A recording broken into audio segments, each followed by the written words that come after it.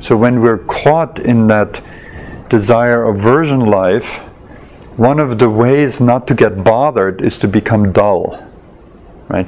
That's not what I'm talking about. That's what you're talking about, right?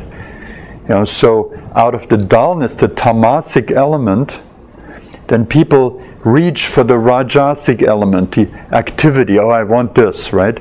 That gets you out of the tamas. It's a step up, right? And then you go after your desires, like your brother is doing that a lot, right? You go after this, after this, after this, and guess what? It will never be enough. Because while you do this, you can't see the total abundance that surrounds you. That's the sattvic mind, right? So then you have to graduate from the rajasic mind into the sattvic mind. And one of the things there is to realize that all the stuff all the desires that you're in the process of fulfilling, working hard to fulfill, aren't fulfilling you. So then you start to give up. And at first people can get depressed because they've lived for their desires, right? But then you realize that there's some deeper grace, some deeper intelligence working in life. I call that the womb of the Divine Mother, And you eventually can get to the place where you realize that everything is freely given to you. So the question, the other thing is about time, where we always think, oh, right now I don't have enough. But in the future I will. And that, of course, is an absolute self-fulfilling prophecy, because when you think you don't have enough now, then you don't have enough.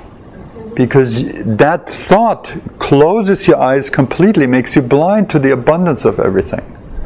What else could I possibly need but to sit here and talk to you?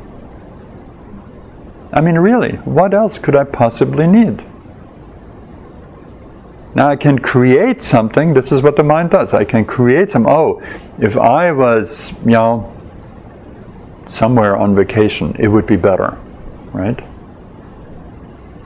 If I was with this exciting person, it would be better. And I would miss my life, because that becomes a habit. You're never present with yourself. You always want to be someplace else.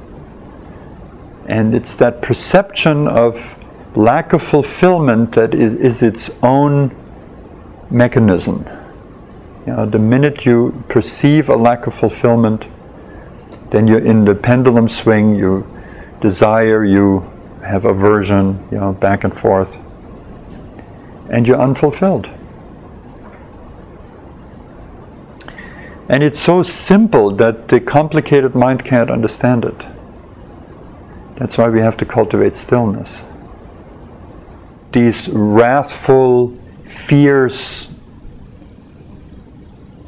goddesses, like Durga, is not by accident. They are you. Especially as women, you have the capacity to understand that.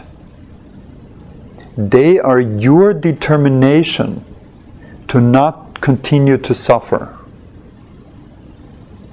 And they have a whole garland full of hands full of weapons, which are the skills to stop that dull being in you that wants to keep suffering. That's the ego inside of us. But eventually there is an end to that, because nothing can be victorious over that power of the Divine Mother, because we live inside of her womb. So when you understand that and you have a sense of that divinity of Mother, you can consciously turn to her and say, save me, help me, save me from myself, from my own blindness, from my own distractedness, from my own insistence in continuing to create my own suffering. And she will come to your aid. So be sure you mean it before you ask.